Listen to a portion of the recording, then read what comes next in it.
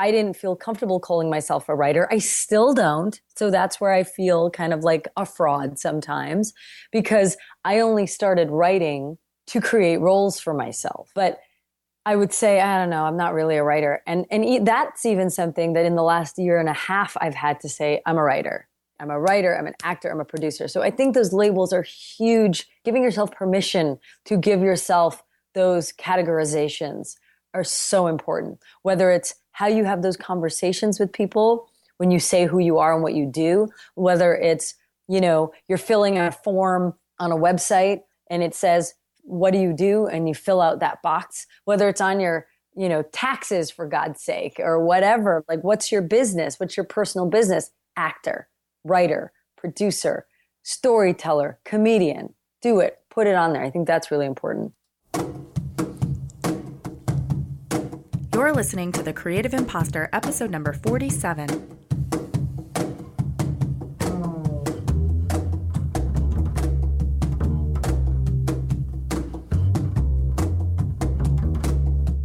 Welcome to The Creative Imposter. I'm Andrea Klunder, and today I'm bringing you my third and final, for now, interview in the theme of social justice and authentically being an ally. Today I'm talking with Fawzia Mirza, who is an actor, writer, producer, and like many other things. But I recorded this interview over a year ago in early 2016, and then just never edited and released it. Why? I have no idea, because it is a fantastic interview with someone who I have known for a long time and deeply admire and respect. And she is so witty and wise and wonderful. I don't know why I sat on this interview. But then when I decided to do the theme this month, I realized that the reason I sat on it is because even though we were having this conversation over a year ago, it is completely relevant to this particular theme. And this is the exact right moment to release it. Not just because of my theme, but because Fawzia right now is actually traveling all around the world to promote and attend screenings for her brand new film called Signature Move. And Signature Move has been accepted to 88 film festivals and is having its home premiere in Chicago this weekend, if you're listening to this in real time, Thursday, September 28th, and it is running on a limited run at the Music Box Theater until October 5th. So if it is not yet October 5th, 2017, you are definitely going to want to go grab tickets for this film. And if you're not in Chicago, it's playing like so many different festivals and so many different places that you should definitely go to the website signaturemovemovie.com. And of course, it'll be linked in the show notes for this episode at thecreativeimposter.com/048. And you can find out where else it'll be playing. So what exactly is Signature Move? It is a hilarious and heartfelt look at modern families and the complexities of love in its many forms. Zainab, and I have no idea if I'm saying that right, Fawzia, is a 30-something Pakistani Muslim lesbian lawyer living in Chicago, played by Fawzia Mirza, who begins a romance with Alma, a confident Mexican-American woman. Zainab's recently widowed mother, Parveen, has moved in and spends her days watching Pakistani TV dramas while searching for a potential husband for her only daughter. Alma's mother, Rosa, is a former professional luchadora, which Zainab finds fascinating as she has recently taken up lucha-style wrestling, training with a former pro wrestler, Jade. Zainab tries to keep both her love life and her wrestling a secret from her Muslim mother, who knows more than she lets on. So there's all kinds of themes here in this film, which are coming partly from Fawzia's own personal experience as a Pakistani Muslim queer woman who has definitely experienced coming out and both the opportunities and fallout that comes with, and is featured in this particular series of interviews because she is an activist, a voice for social change. She is somebody who is changing the cultural narrative through her art and through her creative work and through expressing her own identity in these various media. Signature Move is definitely not the first project Fawzia has ever worked on. There are many that we will list in the show notes and that you can find at her website. I actually met Fawzia so long ago when I was doing more theater and film work. When I was the founder and artistic director for Chicago Scriptworks, she did a number of original screenplay readings, and she even starred in this very weird, short, late-night theater piece that I directed. I don't even know how many years ago when I was thinking about applying to theater school as a director. So I knew Fawzia way back and have been following her career, and am so impressed and inspired by everything that she's doing. Just to name a few, of course, there's Signature Move, which she co-wrote, produced, and starred in. She co-created, co-wrote, and starred in a crazy web series, which you can find on YouTube, called SuKam Kardashian, about the long-lost gay Kardashian sister. Also, a web series called Brown Girl Problems. She also produced, co-created, and starred in the mockumentary The Muslim Trump, about the Muslim illegitimate daughter of Donald Trump, and got featured in Marie Claire, Vice, Jezebel, and has done a bunch of theater and experimental film work.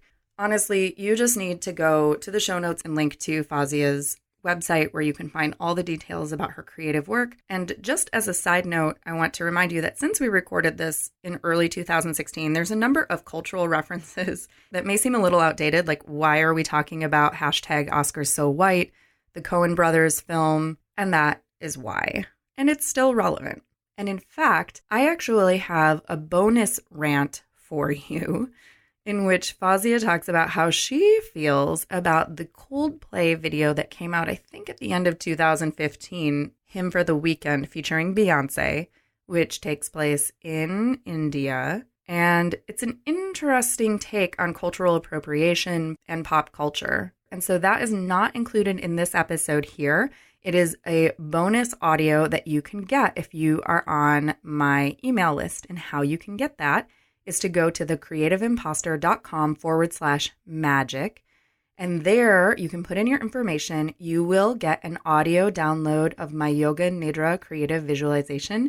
And you will also get a link to the audio of Fawzia's bonus rant. And if you're already on the mailing list, never fear. If you haven't already, you'll be getting a link to that in your email soon. Again, that's thecreativeimposter.com/magic. All right, without any further ado, I'm going to take you straight to my conversation with actor, writer, producer, and my friend, Fawzia Mirza. I'm super excited to be having this conversation because I feel like you're one of those people I can say, I knew her when. I thought we were going to say that I am the biggest creative imposter you know. Ooh, possibly. I mean, how would you like to own that title? Why would you call yourself that? Oh, who knows? It feels like that it's adding layers and layers to the conversation ahead. Yeah, so we met, it must be like more than 10 years ago. Has it been that long? I think so, because it was back in the days when I was producing something called Chicago Scriptworks, which was a forum for screenwriters to workshop their scripts with actors and directors in front of an audience. I think that was when we first met. Oh, right. And wasn't I still a lawyer then? I think, yes. I was acting at night and, learning things and going to stuff. Lawyer by day, actor by night. Yeah. Yeah, because so that was probably, maybe 2006 or 7 or something. Yeah. Wow. That's insane. Mm-hmm. And you still had like long hair. See, that's, what's funny is I feel as though, we all have those, I don't know what you'd call them, but those moments in time that are really defining for each of our lives, right? And they're very symbolic. They're very memorable. So, one of them for me is when I was a lawyer. One of them for me is when I had long hair. But what's really interesting is I almost feel like people are more fascinated now by the fact that I had long hair versus I was a lawyer. Like the long hair is way more crazy to people now. They're just like, what? I can't even imagine. Like, well, okay, cool. And now people are divided in my life in terms of, the people who knew me then versus the people who didn't. Mm-hmm.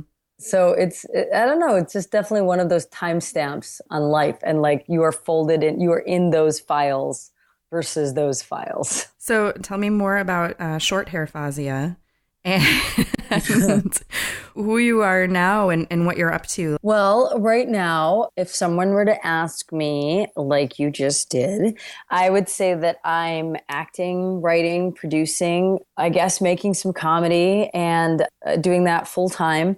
That, my sort of artistic mission is to break down stereotypes across my different identities, across race and gender and sexual orientation. And, because I identify as a Pakistani Muslim queer woman. And also I love to use comedy to dispel all those stereotypes. And I like to break down the concept of the model minority when we're creating characters and telling stories. I've made short films. I've made some web series. I'm making my first feature film. I've done some storytelling. I've done some stand-up comedy. I've produced some documentary work. I'm basically like, what can I do? How can I do it? How many lives can I have? How can I be like a cat? Or a cat robot? Because then I'd have 9 lives and not get tired. I was just going to say, where do you find the energy to do all of these things? Like if somebody would say, oh, what's Fawzia working on now? There wouldn't be like one project that you're working on. There'd be like a list of things. So where do you find the energy to do all of this? And I mean, it wasn't always this way, right? There was a point when you transitioned from long hair lawyer by day, actor by night to doing this full time. So where has this momentum come from and how do you maintain it? I often don't understand where my energy comes from. I mean, I definitely think, part of it is I think we all have different kinds of personalities. Our brains are all very different. And I think when we understand how our brains work best or how other people's brains work, we can have a better relationship with ourselves because then we can, we can like cut ourselves slack, but then we can also use how our brains work to our advantage. And then when we understand how other people's brains work and that they are optimal in different ways, then we also cut other people's slack and we can have better relationships with them, right? Like, we're all weird in our own ways. So like some people operate in this way where they're like really, really great at talking about 3 things and they're experts in those things. And if you can understand that, then the other things that they may not be as good at or they might be socially awkward about, it doesn't bother you as much, if that makes sense. I definitely think my brain is just like loves to operate a mile a minute and I love to absorb information. I'm an extrovert in many ways and I think it kind of runs in our family, but I don't think that means that it was always used creatively. I think, when I was in college, all of that energy that I had, I like to call it my mania or my insanity or my weirdness or whatever. I think it was actually being channeled into just people and hanging out and going out and wanting to like be spontaneous and go on trips and, be like, yes, I'll show up at 5 a.m. and we'll go for breakfast. And then we'll spend all day, cleaning out your house. And then we're going to have like a binge session of watching all our favorite movies. And then we're going to have a sleepover and we're going to make nachos at 4 a.m. and then do it all over again or take a nap, so it was channeled differently. And I think, and I had all these ideas of what I'd love to do creatively or dream wise, but it wasn't actually until after law school that I started to find that. And I would say to channel the energy into actually being a creative person actively and intentionally. And I think also, I would say in the last 4 to 5 years has when I've really kind of harnessed who I am very intentionally and figured it out and putting it out there in the insane way, I guess, where there are so many projects going on at the same time, which, is that good or bad? I don't know. I mean, I love seeing people who, they're like, this is the one thing I'm doing right now, but they do it so well and it takes them a while and it's just beautiful perfection. It's just so it's vibrating on every single level optimally. I would love to try that at some point, but that's definitely not where I'm at right now. And, I'm sure I'm a little ADD about stuff. And I think it's why, as I'm rambling, but I think it's also why being an actor, doing theater or making a movie is really conducive to the way I think, because you can do a project you can act in a project or you can create a project and then, you can move on to something else. I mean, yes, if you're in the production of it or in the festival submissions of it or having to deal with getting it out to the world and disseminating it to the world, you still have to do that.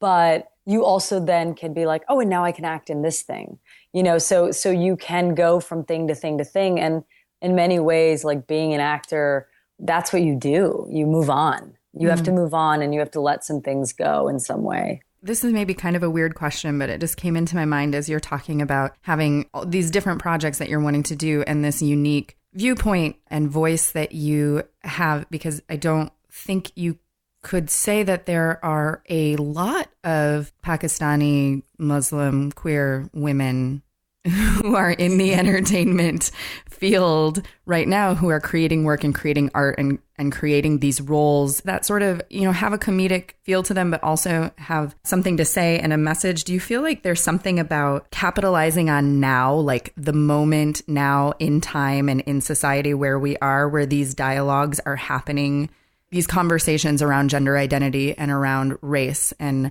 ethnicity and religion? And do you think that has anything to do with your momentum and your desire to create all of this work right now, that it's like this is a really ripe time that you're sort of riding that energy? Yeah, I mean, I feel like I cannot deny this. It's like you can feel this really, really fast heartbeat moving in all of these arenas, and whether it's in film or TV or whether it's in our communities, like, my queer communities or my Pakistani communities or Muslim communities or the women communities. I mean, or even looking at what's happening politically right now. I mean, there just feels like things are moving so fast and these conversations are being had. And obviously technology is a huge part of what's shaping that and shifting it and moving it forward at such a high speed where people are able to connect across the globe and have these conversations in such a different way, right? Or have experiences with people or see a movie about somebody they've never seen before, whatever. But I definitely think that's very real. And I think for me, it's probably two things. I mean, one is the conversations are happening and I want to be a part of them. Two, I think it's also, I'm not an 18-year-old coming out of college, just starting my career or wanting to engage or feeling like everything is so fresh and new. I feel as though I've had this other career as a lawyer. I feel as though I have my own personal time. A clock is on me and that I have to do as much as possible because I wasted so much time doing these other things. And, wasted is probably not being really, gracious enough to my spirit and sense of self, but because I think I learned a lot going the path I did. But I feel as though I have to take advantage of every minute because I started later doing this than everybody else. And that I figured out so many things later than so many others. So, I don't have and this probably touches so much upon this whole idea of being a creative imposter. I mean, I don't have a film degree. I don't have a theater degree. I don't have, I have an English political science degree with a religious studies minor. I have a law degree. I'm licensed to practice law in the state of Illinois.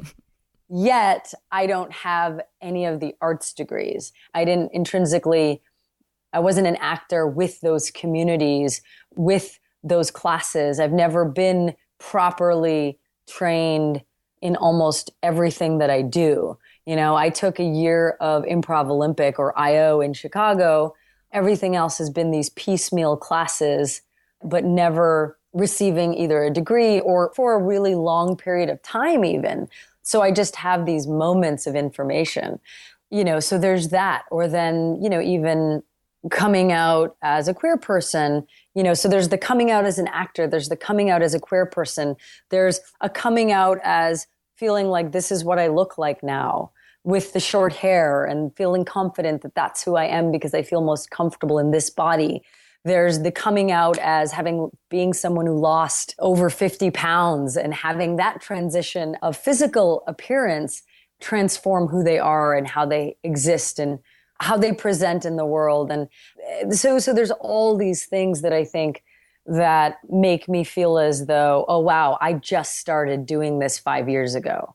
So there's that, all of that, which is a lot. And then I think there is something to be said both in the business of being an actor or an artist or Hollywood, or even my own personal awareness of wanting to capitalize on the things I'm doing to make more things that I will do and am doing, is capitalizing on the momentum or the energy or the buzz. And some of that is external of other people that are seeing me and working with me, but a lot of it is internal. You know, I mean, I'm driven by the people around me. I'm driven by what I see, but I'm also driven by my own excitement and energy.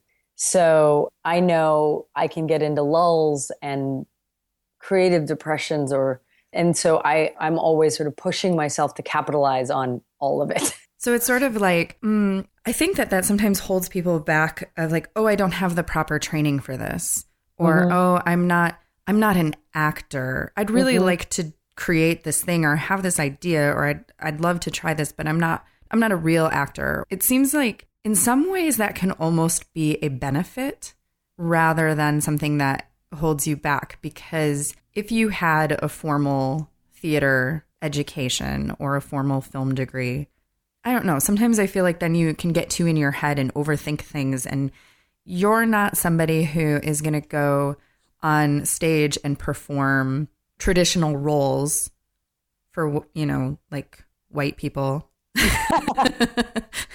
that dominate most of the traditional theater liturgy. Like your work right now that you're doing is a lot of creating your own roles. And as you said, leveraging technology to do that and to get the work out there and sort of create your own path. So when I hear people say, oh, I'd really love to do this thing, but nobody would ever cast me to do that. Can you speak a little bit to how you've decided, or like how you go about creating a role for yourself and leveraging technology to make that happen rather than waiting for someone else to say, oh, here, can you do this thing? We choose you. A couple things that come to mind. I mean, first of all, I think one of the greatest things anyone ever said to me was in Chicago. I think it was, I don't know, maybe, I don't even know now, 7, 8 years ago. I went to a meeting for Rasika Theater, which was and still is a South Asian theater company in Chicago. And it was right when I was a lawyer. I had decided I was going to pursue acting. I had started taking some classes, but I was really uncomfortable with being called an actor. And I didn't know anything about it. I was just asking questions and showing up and learning, asking questions, putting in for like researching. Where do I go? Who do I talk to? Who do I meet? So I went to this kind of it was a meeting for people interested, for actors, writers, artists, South Asian artists, to be part of this South Asian theater company. And I had a conversation where this one guy, he asked me, so what do you do? And I said, well, I guess, you know, I haven't done anything yet, but I'm going to probably pursue being an actor, and I'm acting, but I'm not acting. And he just looked at me and he kind of laughed, and he was like, you know, he was in college at the time, you know, he's probably like 20 years old. And he's like, oh, you're at that phase where you're not comfortable being like calling yourself an actor. Oh, I get it. And I was like, yeah, I guess so. And he said, listen, you're an actor. You just have to call yourself that. That's all that matters.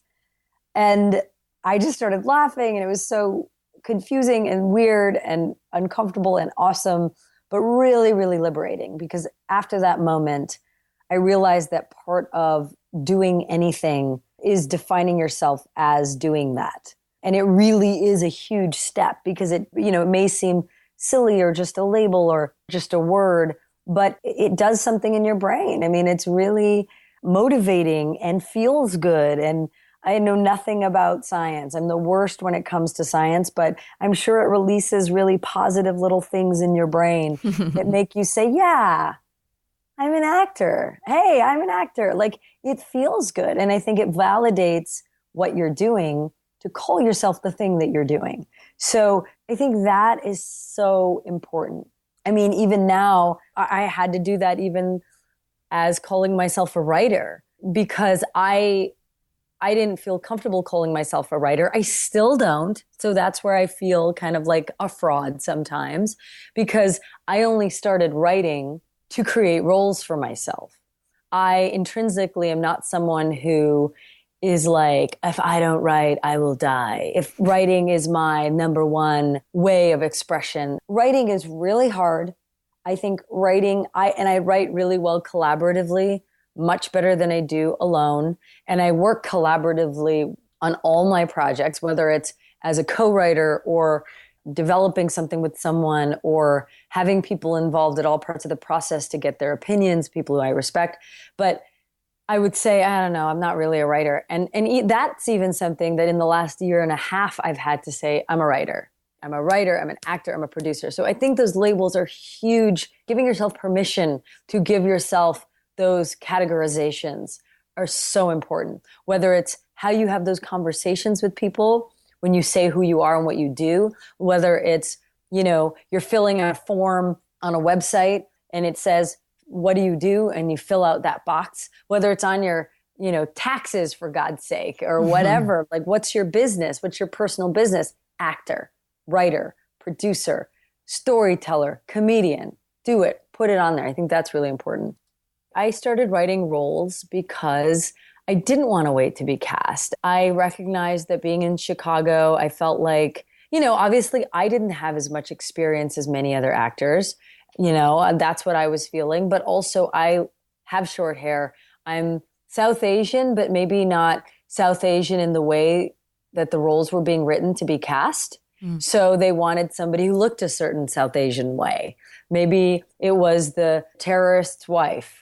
Or it was the woman from Afghanistan who's, doesn't speak English and wears a hijab. Or it's the woman who looks like a Bollywood actress with long hair and the very stereotypical heteronormative view of femininity. And so I can be those things. I am those things in some variation or part of myself.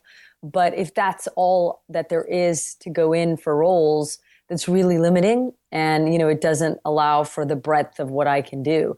So that's when I started writing roles. And one of them was, why not write a gay role? So SuKam Kardashian kind of came out of that as, someone is gay, is connected to the hyper feminine, most famous family on the planet. So you can connect to the femininity and can understand who this character is through that lens. But then she's brown, she's, quirky, she's lovable, but kind of weird. She's not really good in relationships, but you like her anyway. I mean, she's truly defying what you have to be a woman, a Muslim, a minority, a gay person on camera, but it's okay. She doesn't have to be the model minority for you to root for her. So intrinsically, I guess it was like writing something that I felt like I could be and I already was. Like Kim Kardashian is, the long lost lesbian Kardashian sister, the web series I wrote, that character, I mean, that she's truly an extension of something that I think I am or would like to be or like to play or is just really fun. It's a really fun place for me to be. And I think like some of these roles, like, I don't know if you think about it, some of the greatest roles that people win Oscars for, yes, sometimes they're really transformative, but sometimes they're playing roles that are really intrinsically highlighting aspects of who that actor is. Whether it's something whether it's a quirkiness about them, an awkwardness. And I say all of this with like really celebrating those aspects of those people, whether it's about their physical beauty or their shape, size, look, orientation, something that someone else may have found flawed, but is so perfect for this role. And I think that's really beautiful. And so I think Kim Kardashian for me was a really great process of feeling comfortable owning that this is who I am, and this is that who I can be, and this is valid, and people can watch this and should watch this. And in some ways, if we create it, people will watch it. And maybe, a mainstream, even in the last 3-4 years, content has changed. So maybe in the mainstream, people weren't creating it.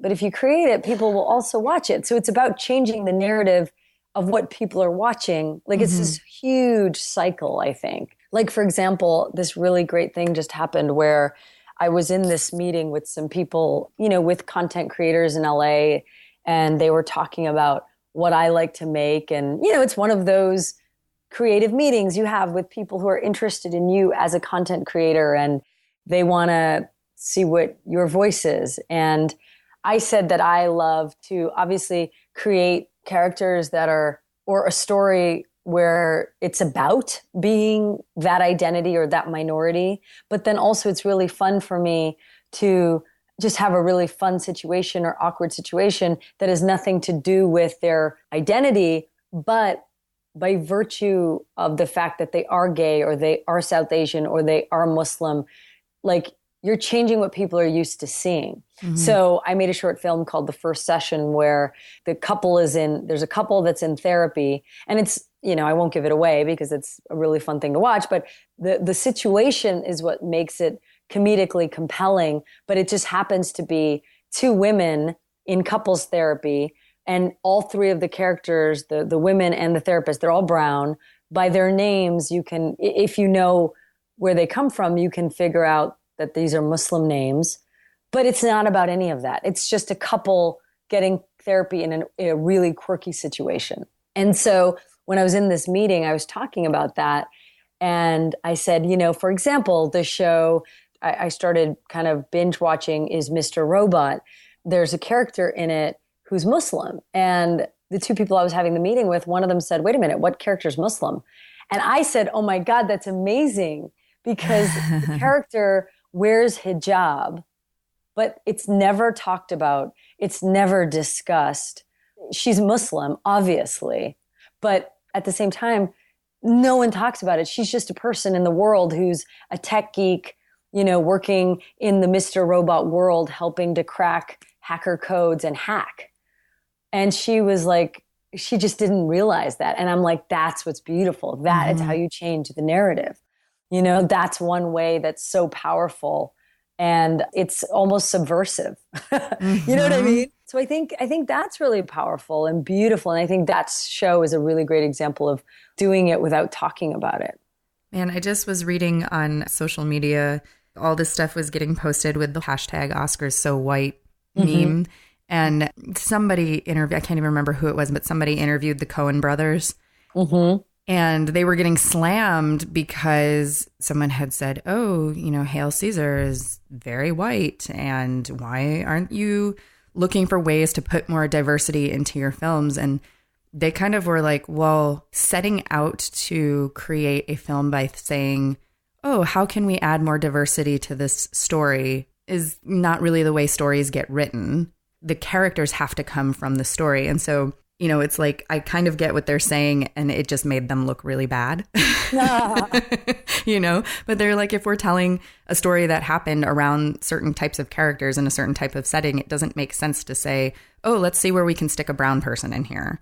Because it doesn't make sense, because then you're just trying to create diversity for diversity's sake. I mean, I get that in many ways, right? Because, there are so many roles, for example, this in theater or even film, obviously, but you're like, oh, well, this is set in this time period in Shakespeare. So the lead can't be a brown person. So to use that example, there are only certain, like Shakespeare is almost 90% going to be white, always, except for certain servant characters or Othello, right. Or, you know what I mean? Like, so maybe, but at the same time, I think, why not? I mean, if you're wanting to push the envelope, you can. I think Star Wars is a really great example of, was it intentional? And I haven't read up everything on this, but just as having watched the movie and looking at it exclusively, do we think it was intentional that they chose a Black actor to be the hero in the story. I don't know. I haven't read all the stories on it, but what it does is it really helps change the narrative about what is possible in that world. Mm-hmm. And it's not like those stories have to be all white, but it was really controversial. Mm-hmm. You know, a lot of people had something to say about it. So, and in 1950s Hollywood, I mean, there were some famous Black actors, and Mm-hmm. I don't know. I mean, I don't even remember what Hail Caesar is about. Well, and actually, you know what? I could take issue with that because why not? I mean, for example, I just watched Spotlight. I mean, white actors have been playing dark-skinned people all throughout the ages. Uh-huh. Right? I mean, that's just classically what they've been doing. Whether they're doing it in brownface or blackface or not, they've still been portraying these iconic characters. You know, Jesus, Moses. You know? I mean, if only look at those people, it's like, whoa, wait a minute. Like that didn't affect our ability to follow the storyline then. Right. Right? So it's just the majority talking about the minority. The majority's privilege, I think. And obviously we all have different levels of privilege, right? I mean, there's racial privilege, religious privilege, socioeconomic privilege, gender privilege, orientation privilege, class, city versus small town privilege. So those are all things we juggle at any one given point in time. But the movie example I was going to give is Spotlight. Spotlight stars Mark Ruffalo. Right? He's nominated for an Oscar in his role. He's amazing. But that character he's portraying, that's a Mexican guy. Mm. Nobody's talking about that because, like, fine, the movie isn't about his Mexicanness or his race or his culture. But, I mean, that's an Italian dude playing a Mexican guy. That just is. I mean, you know what I mean? So those things are happening regularly under the radar all the time. So I think it's easy to say, and why not be intentional about it? Mm-hmm. I mean, I would say, why not? We have to be. Mm-hmm. We can't help it. When you are in the minority across any of these communities, you cannot help but be intentional, because if you're not intentional, the Coen Brothers aren't going to be intentional for you. Mm-hmm. And I only say that based on that statement of theirs alone. So, and why not? If you have that much influence and that much power, why not? You know, if your circle of friends are a Jew, a Mexican, Christian, a Muslim from Egypt, a white dude from Kansas who's Southern Baptist, and the art you create is all white or all not reflective of these communities, then how does that make sense? I mean, I could talk about this forever. I just think it's fascinating, right? And so, Yeah. and that's another thing. I mean, so if no one's telling if people aren't going to cast us and tell our stories, or if they are going to tell our stories, but they're either going to compartmentalize us into certain kinds of roles, whether it's fetishized, fantasized, terrorized roles, or weak roles, non-empowered roles, then we have to kind of own up to it. And we have to, I think there is a responsibility. I mean, that's why I'm like, I don't want to wait for the next Slumdog Millionaire movie. Mm-hmm. I loved the movie, but it's still not made by people from our culture telling the stories about our culture. So let's make it ourselves. Do you ever think of yourself as a role model or as a potential role model? I definitely suffer from, I think I'm a fraud most days. So I look at my life and I think, I don't know if you want to emulate any of this, because you could probably go about this life a lot easier if you just made some different choices earlier or whatever. But I also recognize that, especially given this very specific, South Asian, Muslim, queer, female kind of communities that I'm a part of, it's such a smaller group of people. So I definitely recognize that there are people who are looking at me and saying, thank God you're doing this. And I receive messages and emails and, really moving emails and messages from people thanking me for what I'm doing. But at the same time, I don't fully understand, what the impact is, or who even knows, or who even cares, or who even recognizes it. And you know what I mean? Like, does it matter? Like, I have my days where I'm like, why am I doing any of this? This is dumb.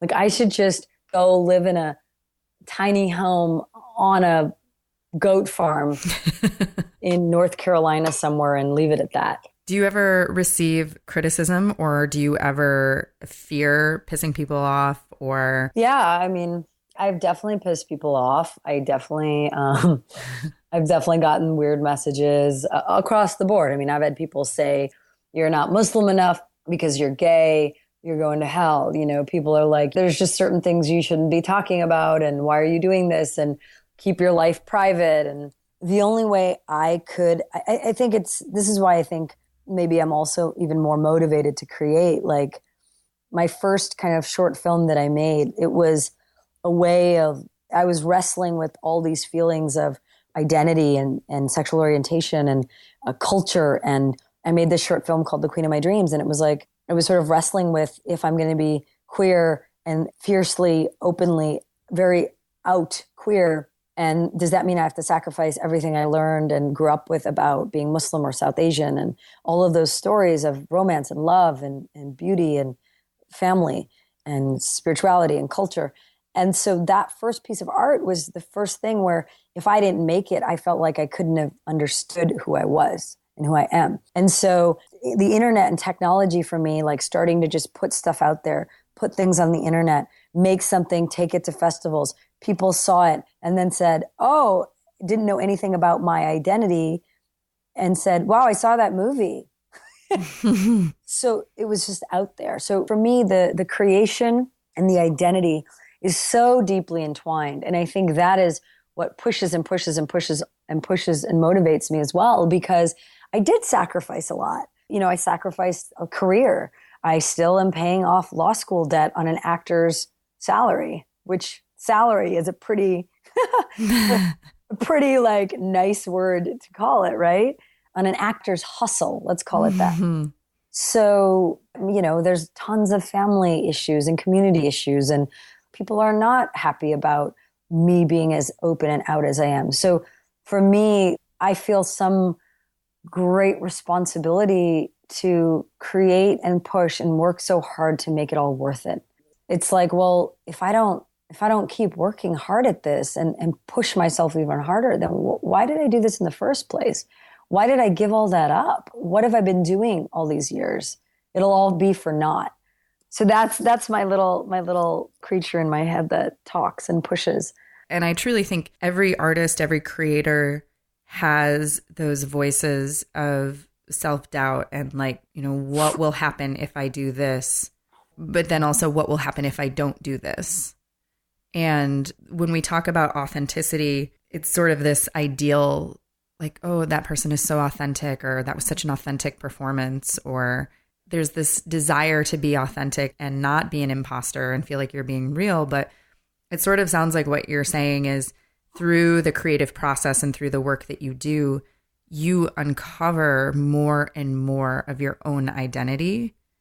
Mm-hmm. And you're willing to risk the vulnerability of sharing that identity in a way that you can't possibly know if that's going to be of service to other people, but you just have to trust that that unfolding of that process is valuable and is a part of the conversation and is, I mean, you receive feedback that it is valuable for people and that other people who are viewing your work and consuming your work and experiencing it are seeing parts of themselves or mm-hmm. things they can identify with, which then helps them get in touch with their identity. Does that sound true? Mm-hmm. Yeah. And I think when we're thinking about like why, and I mean, I look at my life and I say, okay, well, when I was looking at movies or TV shows or people out there doing stuff, there weren't a lot of brown people. There weren't any Muslims. There were not really that many queer people. And there were really definitely weren't, you know, the cross sections.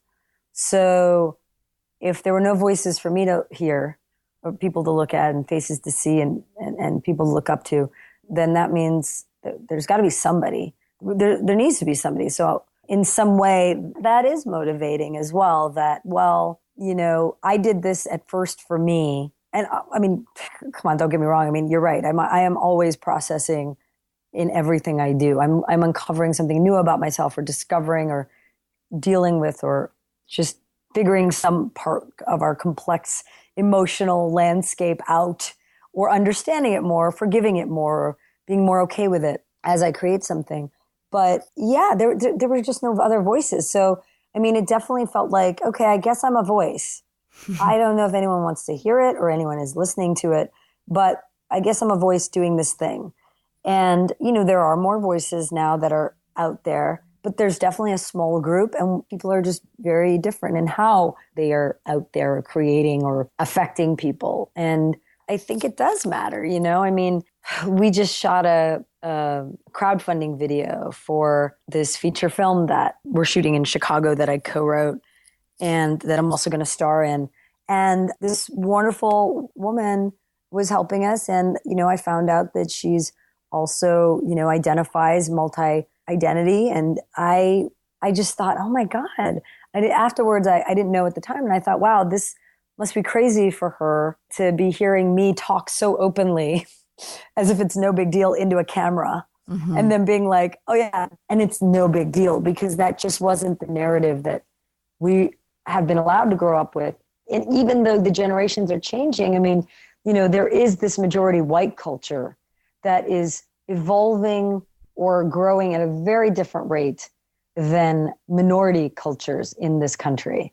I mean, for example, gay marriage, just because gay marriage is legal, that means we've come so far politically and socially as a country and as a larger community. But that actually has zero impact on whether my mother will actually ever want to see me marry a woman. Like negative impact, in fact. So that's also something I think that drives me, is knowing there's this really like kind of mainstream, whether it's right wing or left wing, whatever it is, there's this mainstream narrative that isn't always true for individuals, And so there are so many individuals that they're just alone and sad and have no one to talk to. And, maybe a YouTube video is all they have that they can connect with. I mean, there's this woman, I did my play in Pakistan last year, and there's a woman who came out to me over Facebook Messenger on my, public Facebook page after she saw my show, and she'll send me emails randomly. And one of them recently was, I don't know what to do. I don't know how to live here and have this relationship that I'm now in privately. I'm so scared of telling anybody, of telling my mom, of telling my family, of anybody finding out. And I mean, we're not past this. We're not in a post, LGBTQ world. Mm-hmm. I mean, this is all important. And so, yeah, we need more people creating. We need more people doing. We need more people talking and sharing. And it's not just for the people who are affected in the sense that Fawzia's out there. I am just like Fawzia. I'm queer, Muslim, Pakistani, mm-hmm. and a woman. It's also for the people, maybe a parent of one of those kids, or a brother or a sister. Maybe they'll meet me and they're like, I am not for the gays, but I like Fawzia. Mm-hmm. And I like what she's doing. And the more I connect with her, or when I saw her play, it made me feel something differently, or it made me feel a new emotion I'd never felt about gay people, or about, Muslim people, or whatever. And so that is really important. And if, Donald Trump is any indication of the importance of how much work we have yet to do, every voice, every single relationship that we can have with someone who's different than us, that can maybe affect their viewpoint on that person or that community, I think that matters. If someone is listening to this conversation and has something that they want to share with the world, a vision, a voice, an idea, something new that maybe she wants to try but is feeling nervous or feeling scared or unsure as to what to do next, or whether she should do something next, and is hearing that little voice saying, what happens if you do this? What happens if you don't? What piece of advice can you give her? I think number one, you have to be safe for your own life and your own space and your own community. Everyone's situation is different. Everybody's path is different. And just because we might know someone who's ready at 14 to tell their story to the world, and they're able to do it, and and they're not worried about what anyone thinks, that doesn't mean that that's necessarily going to be your path and your journey. And I feel like that is really, really important, because we need to forgive ourselves and cut ourselves some slack for where we're at with who we are and what we want to do. So I think that is number one priority. Number two, I think it's important that if you want to tell a story, if you want to write, just don't be afraid of trying it and seeing what happens, even if it's private, right? So if it's writing a journal, or maybe even having a conversation for the first time, or going to see a movie you'd never go to, but just engaging in a way that you never have before to see how it feels. I mean, I don't know. I remember I started going to gay bars just because I was like, what is this like? How do I connect here? Having these conversations, what does this mean? I think trying and failing is okay and important.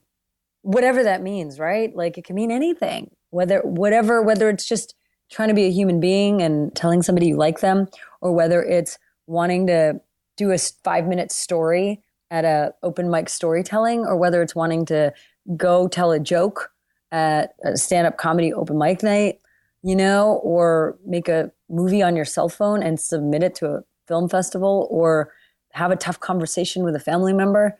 I mean, you don't have to sort of jump in all at once. I think you can take baby steps. And also, you will fail, and it's awesome. It's fine. It sucks. It hurts. It feels weird. It's so cliche, but it's so important. I have to read other people's advice regularly to remind myself that failing is essential, and doing things that make you feel uncomfortable are important. So whether that's being in a room of people you've never met, but they're part of a community of writers, but you've never been around writers, but you just want to be a writer, go to an event and put yourself in that room and just see what that feels like. It'll feel uncomfortable, but you'll be so proud of yourself for giving it a shot. Put yourself in that room. Go to an event. Try out a community of people doing the thing you want to be doing, even though it will feel uncomfortable. I loved what Fawzia said about, I love so much of what she said. She is brilliant, isn't she? But I love what she said about giving yourself the label for the thing that you want to do. It's like that saying, if you want to be, do. Well, she's saying, if you want to do, be. And you can do it in grand, big ways, or you can do it in small, baby steps. Your process, your timeline, it doesn't really matter how you get there. All that matters is that you go there, you try it, you explore it. Don't assume you can't do something just because it hasn't been done yet, or because it hasn't been done by someone like you yet. I could go on and on raving about Fawzia, but I think you're just going to have to check her out for yourself. Go to thecreativeimposter.com/048 for the show notes. Also, if you are listening in the new Apple Podcasts app in iOS 11, it's awesome because you can easily click the link below the show notes description and it'll take you straight to the episode blog post on my website. Genius. It's also super easy in the new iOS app to rate and review the podcast. So if you have lovely things to say about me or any of my guests, I would love to hear them. And I would love for other people to read them too. So it's super nice when you email them to me or message them to me. It's even better when you tell the world how awesome I am. You can also easily share this episode with someone who you think could get benefit or would enjoy listening to it. So definitely check it out. And if you are not listening on an iPhone, or if you're like me and you have an iPhone 5 or older and can't get the new iOS, sorry about that. Also, you can get Fawzia's bonus rant about the Coldplay video featuring Beyonce when you go to thecreativeimposter.com/magic and sign up for my email list. You'll also get a creative visualization that you can do to help get you on the right track and keep you going. Finally, please check out Signature Move. If you are in Chicago, you have from September 28th through October 5th to see it at the Music Box Theater. And if you are not in Chicago, head on over to the website and see when your next opportunity to check it out will be. This episode was mixed by Edwin Ruiz of Mondo Machine. Our theme music is by Jovia Armstrong. And I have one last favor for you. We are getting ready to go into production for season 2 of Power Your Story podcast. This is a podcast produced by my high school student mentees in Chicago. And season 1 posted this summer, and it is awesome. Please listen to it if you haven't already. You can find it, of course, wherever you listen to your podcasts and at poweryourstorypodcast.com. And we'd like to add a new segment, which is Ask a Teen. And so I want to know, what questions have you always wanted to ask a high school student? Like, what is the big deal about Snapchat? Or what kind of music are people listening to these days? Or I don't know, whatever question you could think of that you might like to ask one of my student producers and hear what they have to say. And we need these questions ASAP, like in the first week of October. You can submit these questions easily through my website if you go to thecreativeimposter.com and click the contact page. If you'd like to record your question as an audio recording, maybe on your phone, or if you have an audio recorder, you can send me the audio file through email to andrea@infuselife.net, andrea@infuselife.net. And if we use your question, we will play it in the context of the podcast along with your answer. I thank you so much for listening. And this week, I am wishing you the courage to own the label for the thing you want to do creatively and who you want to be.